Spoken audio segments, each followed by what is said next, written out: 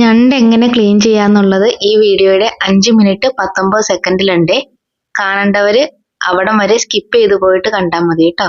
ഞാനിപ്പോൾ നേരിട്ട് ഞണ്ട് കറി ഉണ്ടാക്കുന്നത് എങ്ങനെയാണെന്നുള്ള വീഡിയോയിലേക്കാണ് കടക്കുന്നത്. ഞാൻ ആദ്യമായിട്ടൊരു മൺചട്ടി അടുപ്പത്ത് വെച്ചിട്ടുണ്ടായിരുന്നു. അതിനകത്തേക്ക് ആവശ്യത്തിനുള്ള വെളിച്ചെണ്ണ ഒഴിച്ചു കൊടുക്കാം. വെളിച്ചെണ്ണ ഒന്ന് ചൂടായി വരുമ്പോൾ അതിനകത്തേക്ക് നീളത്തിൽ അരിഞ്ഞ 2 സവാള ചേർത്ത് കൊടുത്തിട്ടുണ്ട്. സവാളയുടെ കൂടെ സവാളയിലേക്ക് ആവശ്യത്തിനുള്ള ഉപ്പും കൂടെ ചേർത്ത് അതൊന്ന് വഴറ്റി കൊടുക്കാം. ചെറുതായിട്ടൊന്ന് വഴണ്ടു വരുമ്പോൾ അതിനകത്തേക്ക് ചതച്ചു വെച്ച വെളുത്തുള്ളി, ചെറുതായിട്ട് അരിഞ്ഞ ഇഞ്ചി, ഇതെല്ലാം കൂടെ ചേർത്ത് ഒന്ന് വഴറ്റി കൊടുക്കാം. ഇതൊന്നും ഒത്തിരി മൂത്ത് പോകണ്ട, ചെറുതായിട്ടൊന്ന് വഴണ്ട് കിട്ടിയാൽ മതി. സവാള ബ്രൗൺ കളറൊന്നും ആവണ്ട. ഇപ്പൊ ചെറിയ തോതിൽ ഒന്ന് ഷെയ്ഡ് മങ്ങി തുടങ്ങിയിട്ടുണ്ട്. ഈ മൂപ്പ് മതി സവാള. ഇത്രയും മൂത്ത് വരുമ്പോൾ നമ്മൾ ഇതേപോലെ എണ്ണയൊന്ന് നടുക്ക് ഭാഗത്തേക്ക് വരത്തക്ക രീതിയിൽ സവാള ഒന്ന് ഒതുക്കി വെച്ചിട്ട് അതിനകത്തേക്ക് 2 വലിയ സ്പൂൺ മല്ലിപ്പൊടി ഒന്ന് ചേർത്ത് കൊടുത്തിട്ടുണ്ട്. മല്ലിപ്പൊടി ഒന്ന് മൂക്കണ വരെ അതൊന്ന് ഇളക്കി കൊടുക്കാം. വീണ്ടും അതേപോലെ തന്നെ നമ്മളൊരു ചെറിയൊരു ഗ്യാപ്പ് ഇട്ട് കൊടുത്ത് അതിനകത്തേക്ക് ഒരു വലിയ സ്പൂണ് കാശ്മീരി മുളക് പൊടിയാണ് ചേർത്തേക്കുന്നത്. ഏകദേശം 1.25 സ്പൂണോളം ഞാൻ ചേർത്തിട്ടുണ്ട്.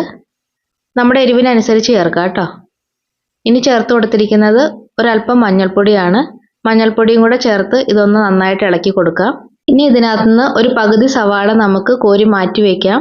പകുതിയിൽ ഒരല്പം കൂടെ കൂടുതൽ ഞാൻ എടുത്തിട്ടുണ്ട്. ഇനി ഈ സവാള നമുക്കൊന്ന് അരച്ചെടുക്കണം കേട്ടോ.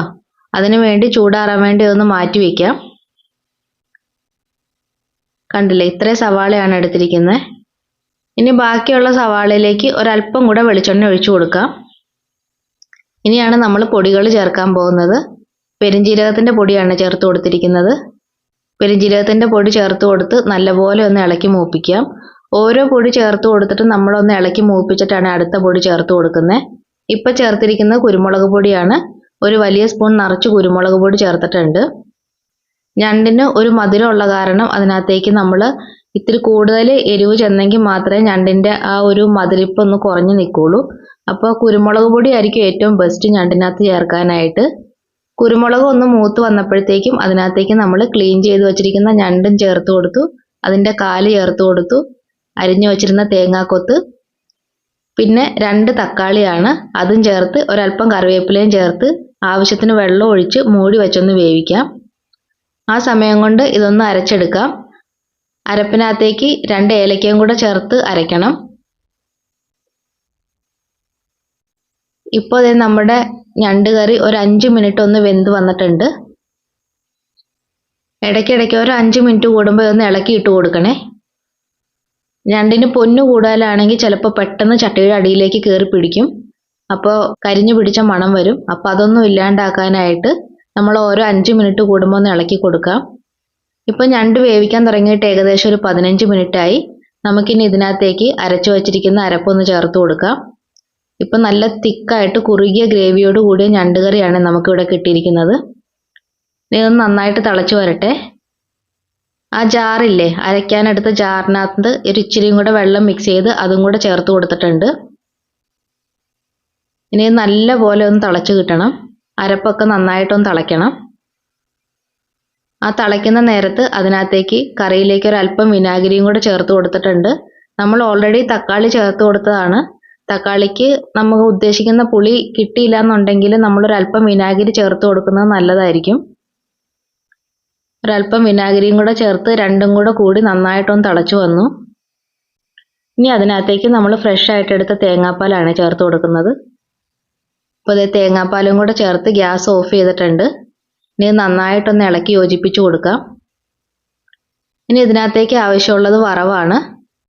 കടുക് ഇടൂല കേട്ടോ. 2-3 ചെറിയുള്ളി ചെറുതായിട്ട് വട്ടത്തിൽ അരിഞ്ഞതും ഒരല്പം കറിവേപ്പിലയും കൂടെ ചേർത്ത് കുറച്ച് വെളിച്ചെണ്ണയിൽ ഒന്ന് വറുത്തെടുക്കാം. ഇതാണ് നമ്മൾ ഞണ്ട് കറിയിലേക്ക് ഇടാൻ പോണത്. ഉള്ളി ഒന്ന് ചെറുതായിട്ട് മൂത്ത് വരുമ്പോൾ അതിനകത്തേക്ക് കുരുമുളക് പൊടി, ഒരല്പം മുളക് പൊടിയും കൂടെ ചേർത്ത് ഒന്നും കൂടെ മൂപ്പിക്കാം. ഇനി ഇത് ഞണ്ട് കറിയുടെ മുകളിലേക്കൊന്ന് ഒഴിച്ചു കൊടുക്കാം. ഇത് കാണുമ്പോൾ തോന്നും നല്ല എരിവല്ലേന്ന്, പക്ഷേ കാശ്മീരി മുളക് പൊടിയാണ് എടുത്തിരിക്കുന്നത്. അതുകൊണ്ട് സാധാരണ മുളക് പൊടിയേക്കാളും എരിവ് കുറഞ്ഞേ ഉണ്ടാവുള്ളൂ. ഇപ്പോൾ ഇത് നമ്മുടെ ഞണ്ട് കറി ഇവിടെ റെഡി ആയിട്ടുണ്ട്.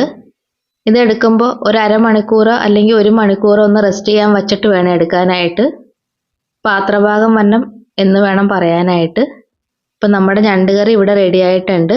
എല്ലാവർക്കും ഇഷ്ടപ്പെട്ട ചാനലൊന്ന് ലൈക്ക് ചെയ്ത് ഷെയർ ചെയ്ത് സബ്സ്ക്രൈബ് ചെയ്യണേ.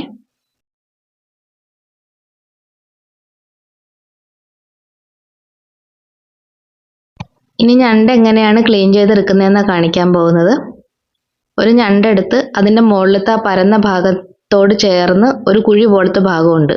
അവിടെ ഒന്ന് ഞെക്കി പിടിച്ചിട്ട് ആ ഷെല്ലൊന്ന് പൊക്കി കൊടുത്താൽ മതി. കണ്ടില്ലേ, അത് പെട്ടെന്ന് പൊളിഞ്ഞു പോരും. പിന്നെ നാര് പോലത്തെ ഭാഗങ്ങളും കനം കുറഞ്ഞ കാലുകളും പെട്ടെന്ന് കിള്ളി കളയാം. മാംസമുള്ള കാലാണെങ്കിൽ നമുക്ക് എടുക്കാം, അല്ലാത്തത് ഇതേപോലെ ഒടിച്ചങ്ങ് കളഞ്ഞേച്ചാൽ മതി. കണ്ടില്ലേ, എല്ലാ കാലും പറിച്ച് കളഞ്ഞ് ഇപ്പം ഞണ്ട് ക്ലീൻ ആയിട്ടുണ്ട്.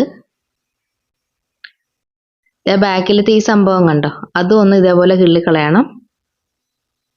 അപ്പം നമ്മുടെ ഞണ്ട് എല്ലാം ഇവിടെ ക്ലീൻ ആക്കി ഇതേപോലെ എടുക്കാം. എന്തെങ്കിലും സംശയം ഉണ്ടെങ്കിൽ ആർക്കെങ്കിലും ചോദിക്കാം കേട്ടോ. Thank you.